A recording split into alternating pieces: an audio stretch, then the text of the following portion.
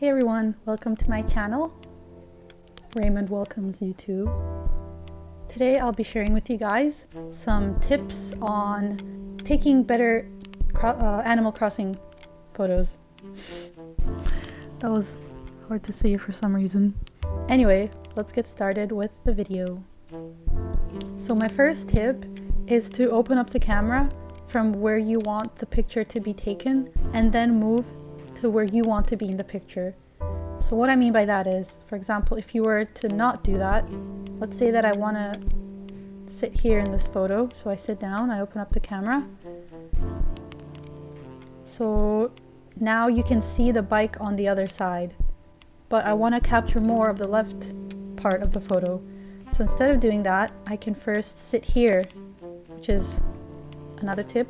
You can sit down on places and then get off of them. And then I move over here. I can capture a much wider photo on the left side and I can still be in it. You can also experiment with this. For example, you can sit here first. And this will capture less of the left part of the photo, but it will show more of the sky. And you can try opening up the camera in lots of different places until you figure out one, I guess, frame that you like. We can also use this area as an example. So if I open up my camera here, you can see how much is in the frame versus if I step over here and then open up my camera. You can see more of the waterfalls and also more of the cliff that I'm sitting on. And with that brings me to my next tip, which is to step out of the frame to make the photo look more realistic or lifelike. So like this, for example. I just feel like the character is, if I can sit down, there we go. I feel like the photo looks a bit, I don't know, smaller with a character in it, because the character is kind of big, so everything else looks smaller in comparison. But then when you step out of the frame, everything looks bigger, I guess. I don't know. Also, if you can't really step out of the photo, another thing that you can do is you can hide behind a tree like this. And I learned this tip from New Horizons. Thank you, Tiger. You can also hide behind cliffs. So for example, I can run over here and just hide behind this cliff and take the photo. And that way I won't be in the frame. So another tip is to watch out for clouds. So as you can see, there's a cloud passing by, and the clouds can add a nice effect to your photos, but they can also make your photos a bit too dark. It just depends on the look you're going for. Okay, there's one right there. So see how it darkens the whole photo in that one area? It's just something to keep in mind. So my next tip is to stand on cliffs to widen the area that you're trying to photograph. So if we were to open up the camera here, so you can see that all the way on the left there's Stonehenge, and then all the way on the right you can see half an orange. But if we were to step down from here, take a photo from basically the same area, just not on a cliff, you can't see those two things and the photo looks a bit smaller. So it's just something to keep in mind because they're both different vibes. But personally, I like when the photo captures a wider area.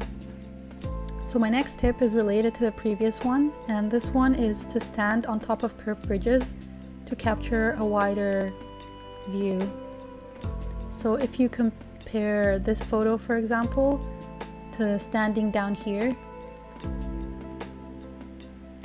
you can see that the previous one shows a lot more than the one where you're standing just on the ground.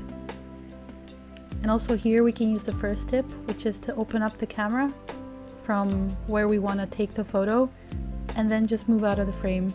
And let's go hide behind this tree. Oh, no we can't. This one. Oh, no we can't. Damn it. Oh, I'll just step out of the frame. There we go. Okay. Okay. So here's another example. What's that butterfly doing? That was weird. Anyway, here's another example of how standing on a bridge like this can open up the photograph and show a wider view. Versus, for example, standing down here, it doesn't show the sky as much. So my next tip is to position yourself close or far enough from buildings to include them or not include them. So if we were to open up the camera here, for example, resident services is in the way and we can't really capture whatever is behind it.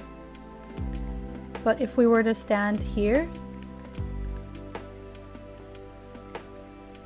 we can capture whatever is behind resident services. So here's another example. If I open up my camera here, Raymond's house is in the photo.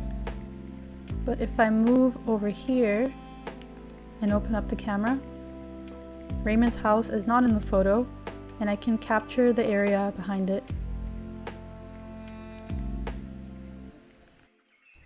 My next tip is to experiment with angles because you might be surprised to find some unexpected photo opportunities. For example, if we look at this random part of my waterfall area, shockingly it is somewhat symmetric from this top-down view, which I didn't know until I looked at it from this perspective. So here I am just adjusting the camera so that I can hide behind that tree.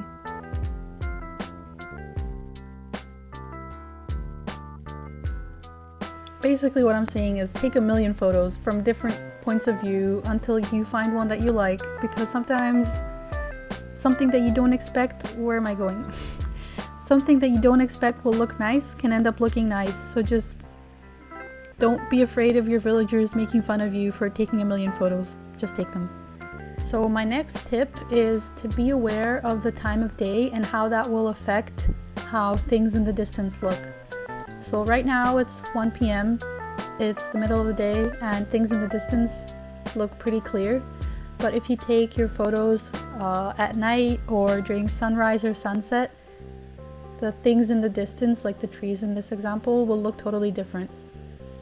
And I'll put some photos here so you can see. They look more like shadows and they kind of give off a different vibe. So it's just something to keep in mind. So my last two tips are to use filters and to not be afraid to Photoshop your photos. So when I took this photo, what I did was I stood over here, took a picture, and then I moved over here and I took a picture, and then I stitched those two photos together because once you open up the camera, you can't really hop over. And I didn't want my character to be in this picture because, like I said earlier, I feel like it makes everything look kind of smaller. As for filters, when I first started posting my photos, I was a bit hesitant to use them because I didn't want to change the way the picture looks too much. But I feel like it's such a nice change and it can really give your photos your own personal touch. So I really recommend you try lots of different filters and presets until you find one that you like. So yeah, that's all the tips that I have for today. I learned a lot of these by following different people on social media and seeing how they take their photos. Some of them I learned just by experimenting, and then some of them you guys might think are obvious, but I wanted to include them anyway since there might be new players watching. So yeah, thank you guys so much for watching. I'm gonna try to upload at least one video a week, so you can subscribe if you'd like to keep up with my videos.